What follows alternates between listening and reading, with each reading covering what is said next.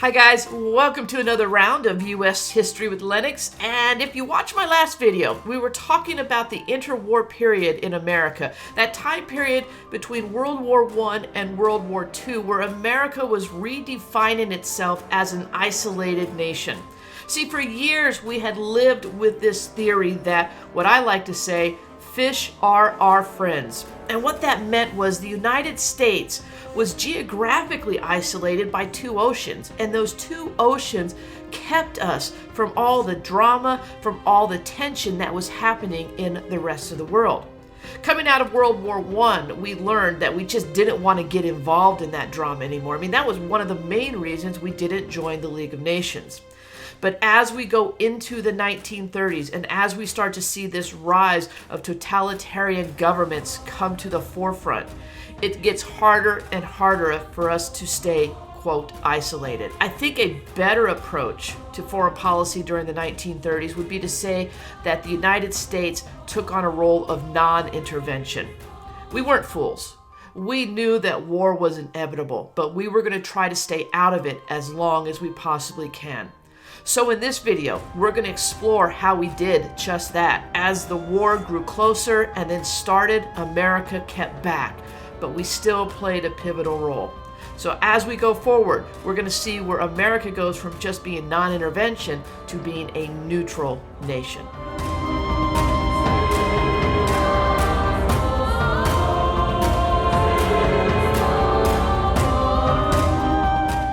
Now, as I was saying, isolationism was the goal of America during the 1930s, but that wasn't realistic.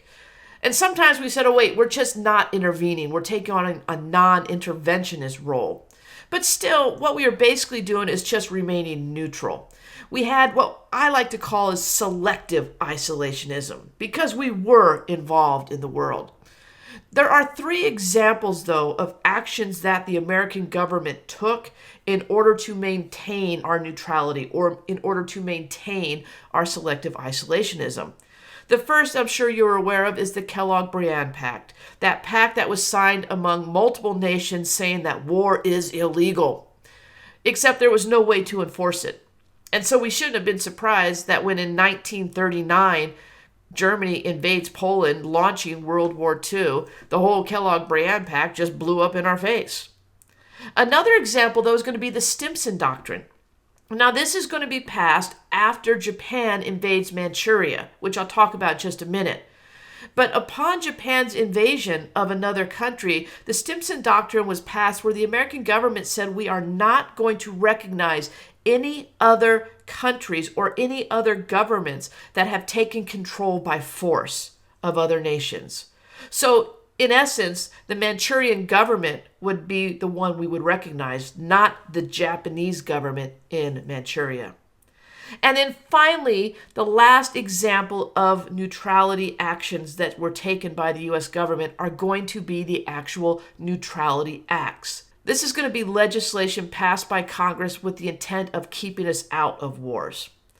But why did we want to get out of war? Why did we want to not get involved in any of this? Well, honestly, to understand that, you just got to look back at World War I. A lot of Americans were really looking at World War I as a meaningless war for the United States. They basically looked at those who had profited from that war, the munition makers and the bankers, referring to them as merchants of death, and said it was because of them that we got involved in this war in the first place. And when the Nye Committee came out with their report, well, that's just going to turn everything on its ear. There was actually a movement of pacifism in our country that was centered on our college campuses, where students were staging walkouts or anti-war rallies. That sounds familiar when we think about Vietnam, but you never really consider that when you look at World War II. Walter Millis was a historian who blamed both Great Britain and their propaganda and Woodrow Wilson for tricking the United States into getting involved in World War I. And like I said, the aforementioned Nye Committee is going to do a study that is going to actually look at the mistakes that they considered America made that led to our entry into World War I. Well, all this together is going to lead Congress to passing 3 neutrality acts. And the whole purpose of these acts were to prevent war in the future for the United States. The first Neutrality Act is going to be in 1935, where Congress banned arms sales to nations at war and also warned American citizens don't get on ships of countries that are at war. Think of the Lusitania, perfect example of what could go wrong. The Neutrality Act of 1936 is also going to make it illegal to give loans to countries at war. That'll take care of those warmongering bankers from World War I. And then finally, the Neutrality Act of 1937 is going to take those two acts of 35, 36, strengthen them by making them permanent, and then also requiring all American trade to be conducted on a cash and carry basis. This is going to prevent our merchant ships from being attacked by nations at war. Think back to the unrestricted warfare by German U-boats leading to World War I. But it really didn't matter what we did here in America. War was inevitable. And I'm going to take you through a timeline of events so you can see exactly how we went from a time period when we thought we had just finished fighting the war to end all wars to finding ourselves yet again in another world war. And really, you got to start with 1931 and Japan's invasion of Manchuria. Remember, Japan was trying to build its own empire, but it was limited by its lack of raw materials. So they're going to start looking into China and into other parts of Asia in order to gain those raw materials, and Manchuria was the first place they went. It was after this that the United States passed the Stimson Doctrine. 1933, we're going to see a new style of leader start to come to root in Europe when Adolf Hitler is going to be appointed Chancellor of Germany. I always like to point out in this picture, not the baby picture. That says enough on its own. But this man down here in the bottom corner underneath Hitler, that's Heinrich Himmler. He was the Reichsführer of the Schutzstaffel. I totally butchered that. But who this guy was? This was the architect of the concentration camp system that Hitler employed as the final solution for Jewish people in Europe. In October of 1935, Benito Mussolini, who had been the fascist ruler of Italy for almost a decade, is going to start looking at building his own empire when he goes south to Africa and invades Ethiopia. And then finally, Germany is going to start expanding its land holdings. Remember, Hitler had promised the German people retribution from the embarrassment of the Treaty of Versailles. And the first step towards that is to remilitarize the Rhineland, that area of Western Germany that was supposed to be without any military at all to protect the other countries that border Germany from invasion later. Well, Hitler's having none of that, and the military is now back in the Rhineland. To make matters worse, you start to see alliances reforming in Europe. In March of 36, Germany and Italy formed the Axis powers. It would be a year later when Japan joins them. In 1937, speaking of Japan, they're going to accelerate their invasions of other parts of the world by raiding Nanjing in China. Their invasion is known as the Rape of Nanjing. Nearly 300,000 victims will fall to Japanese soldiers and their torture and rape and pillaging of the Nanjing nationals. Germany's not done though. While they went into the Rhineland, they had their eyes on other parts of Europe that had been, as they saw it, taken from them. First of all, they wanted to bring Austria back into the fold. Austria was Hitler's homeland. Annexing Austria was very important to him. But they also wanted to bring in part of what was known as the Sudetenland. It's a strip of land that borders between Germany and Czechoslovakia. So the question has to be, while all this is going on, what does the rest of Europe have to say about all this? Well, really, the only country that had a voice or had any strength to stand up to Hitler at this point is going to be England. And so they're going to send their prime minister, Neville Chamberlain, to meet with Hitler, and they are going to form what is known as the Munich Agreement. An agreement in which Hitler promises not to take any more offensive actions in Europe. Neville Chamberlain is going to celebrate this agreement as peace for our time. And he's going to tell the rest of Europe, we don't have to worry anymore. Peace is amongst us. But not everybody bought this. In fact, future British Prime Minister Winston Churchill is going to call Neville Chamberlain out on this. He's going to say the Western democracies are weighed in the balance and found wanting. Basically, other countries are watching and realizing this ain't getting the job done. And then he offered a warning. Do not suppose that this is the end. This is only the beginning of the reckoning. And then he was absolutely right. What this Munich agreement said is Germany would be able to keep Austria and the Sudetenland as long as they promised not to invade any other lands. Well, Hitler agrees. He tells Neville Chamberlain, don't worry. We are done. We got our lands that we wanted back. And the Sudetenland, I should point out, that was the area or the geography of German-speaking people that had been realigned by geography into other countries. So Hitler's been arguing, I just want to bring the German-speaking people back to Germany. Well, Chamberlain took him at his word and said, well, you know what? That's fair. Keep the Sudetenland, keep Austria. It's all good. This is what we call appeasement. When we don't want Hitler to get mad, we don't want him to do any more, so we're going to appease him and just say, hey, what you're doing, what you've done, that's okay. Just don't do it again. So we're appeasing him. But like I said, it's just not going to work. Because in March of 1939, Hitler says, let's go ahead and take the rest of Czechoslovakia. And that country falls to Germany very quickly. Roughly 5 months later, another interesting alliance is going to be created, one between Germany and the Soviet Union. Don't think that they liked each other, but they also recognized the strength each other had. So basically, they agreed not to be enemies. The non-aggression pact between the Soviet Union and Germany outlined the idea that neither country would attack the other, and that they recognized they both wanted to extend their influence and they both had their eyes on Poland.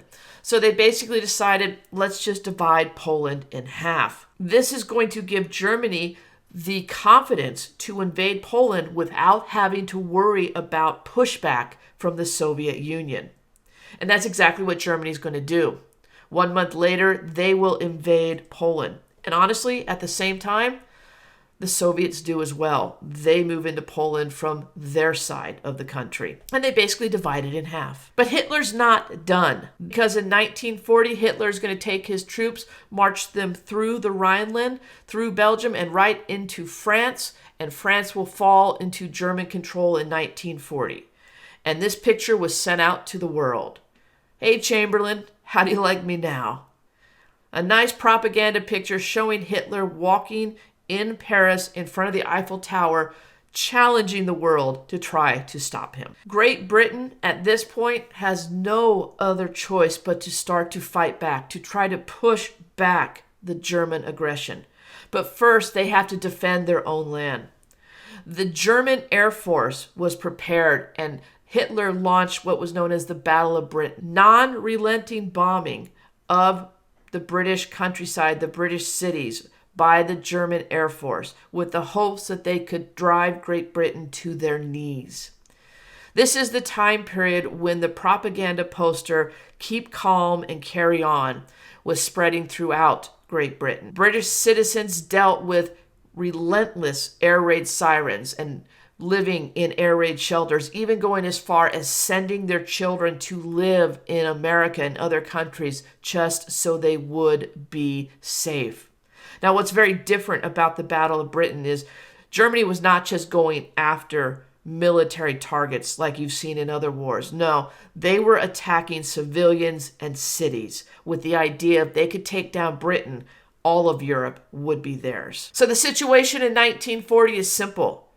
The Allies, consisting of Great Britain and France, are trying to take on the Axis powers, but France is basically on its knees. So it's just Great Britain taking on the three Axis powers. At the same time, the Soviet Union is honoring its non-aggression pact and not getting involved, and the United States is still remaining neutral. So where are we? What are we doing in all of this? We can't just be sitting by allowing one of our strongest allies in Great Britain to go through this alone. Well, we weren't. World War I, the prevalent idea was it sucked and we didn't want to get involved in another war, but we also didn't want to leave Great Britain on its own. We became what was known as the Great Arsenal to save democracy. FDR said that was our responsibility in the world. The arsenal of democracy represented 3 stages of our assistance of Great Britain and other allied powers. The cash and carry system of 1939, the Destroyers for Bases Agreement between the United States and Great Britain, and finally the Lend-Lease Act of 1941. Now, cash and carry is just an extension of the Neutrality Act, which said you have to bring cash and transport your own goods, but this one is going to allow Americans to sell war munitions to the Allied powers. In 1940, we agreed to the Destroyers for Bases Agreement with Great Britain, in which we were going to provide their Navy with U.S. destroyers in exchange for land on British military posts. And then finally, the Lend-Lease Act. In this legislation, America allows the British military to borrow or lease military equipment and munitions from our country. At the same time, while all this is going on, we're no fools. We know that eventually we're going to end up in this war. So it should be no surprise to you that in 1940, while all this is going on, FDR is also going to sign the Selective Service Act, which is going to initiate the very first peacetime draft in U.S. history. And he will draft 1 million men into the armed forces.